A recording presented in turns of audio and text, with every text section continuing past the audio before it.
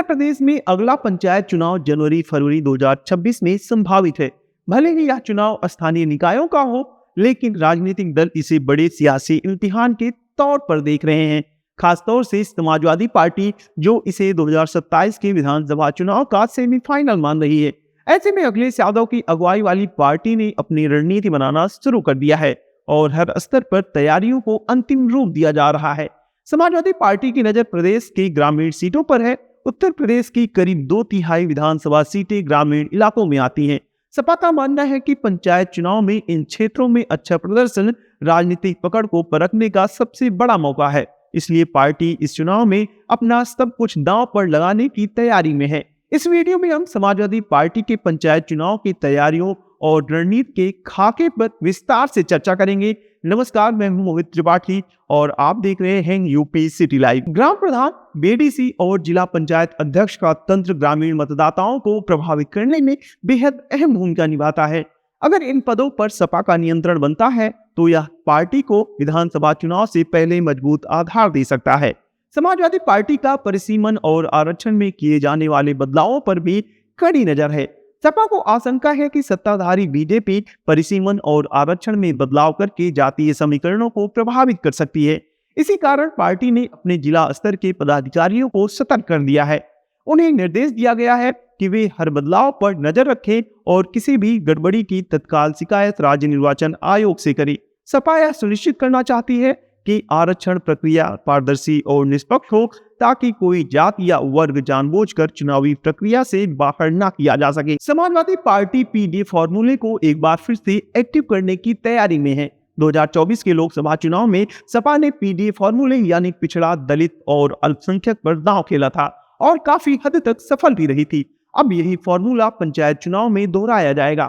Party का मानना है कि यदि ये तबका उनके साथ मजबूती से खड़ा हो गया तो वे ग्रामीण इलाकों में बीजेपी की पकड़ को कमजोर कर सकते हैं।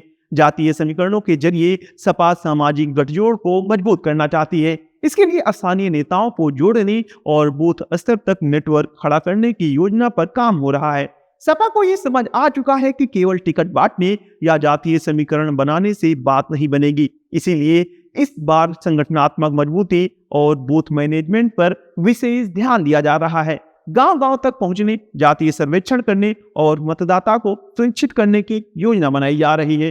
पार्टी चाहती है कि हर मतदाता को यह समझ में आए कि पंचायत चुनाव सिर्फ एक गांव का नहीं, बल्कि राज्य की राजनीति की दशा और दिशा को तय करने वाला चुनाव है। इधर समाजवादी पार्टी की सुप्रीमो अखिलेश यादव ने भी हुंकार कर दी है। हाल ही में एक बयान में अखिलेश यादव ने कहा कि पंचायत चुनाव के लिए हम पूरी तरह तैयार हैं। भाजपा षड्यंत्र कर सकती है, उनके पास डाटा, तकनीक, हायर लोग और पैसा है। वे जानबूझकर ग्राम सभा और बूथों को टारगेट करेंगे, समीकरण बदलने की कोशिश करेंगे, लेकिन हम भी इसके लिए पूरी तरह तैयार हैं। इस बयान से स्पष्ट है कि सपा इस चुनाव को बहुत ही गंभीरता से ले rही है और बीजेपी की हर रणनीति का जवाब देने को तैयार है। इन सबके बीच यह सवाल सबसे तेजी से उभरा है कि क्या सपा पार्टी के सिंबल पर चुनाव लड़ेगी या सिर्फ समर्थित उम्मीदवार ही उतारेगी।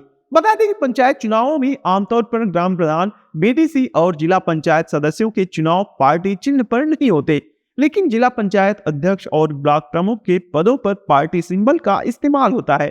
2021 के पंचायत चुनाव में सपा ने अपने चुनाव चिन्ह साइकिल पर चुनाव लड़ा था। इस बार भी पार्टी के उसी रास्ते पर चलने की संभावना है।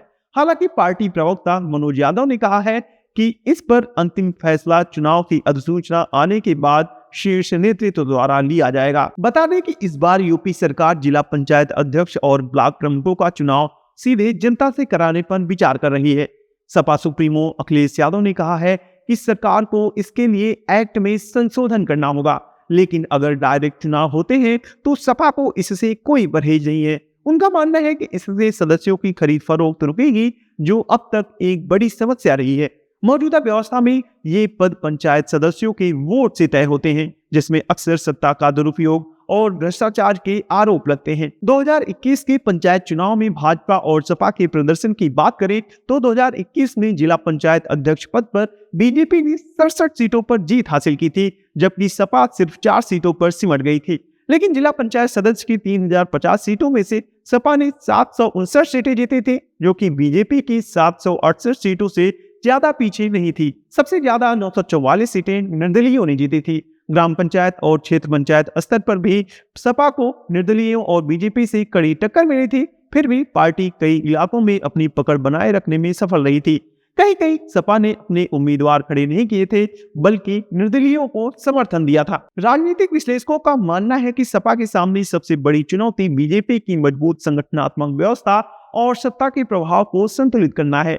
हालांकि 2024 के लोकसभा चुनाव में सपा ने काफी बेहतर प्रदर्शन किया था, लेकिन पंचायत चुनाव का स्वरूप और मैदान अलग है। इस बार चुनाव में सिर्फ वोट नहीं, संगठन, जातीय समीकरण, प्रशासनिक दबाव और रणनीति सबकी परीक्षा होगी। साफ है कि पंचायत चुनाव सिर्फ स्थानीय सत्ता का चुनाव नहीं है, यह आने वाले विधानसभा चुनाव की दिशा तय करेगा। सपा इसे पूरी गंभीरता से ले रही है, हर स्तर पर रणनीति बना रही है और समाज के हर तबके को साधने की कोशिश में जुटी है।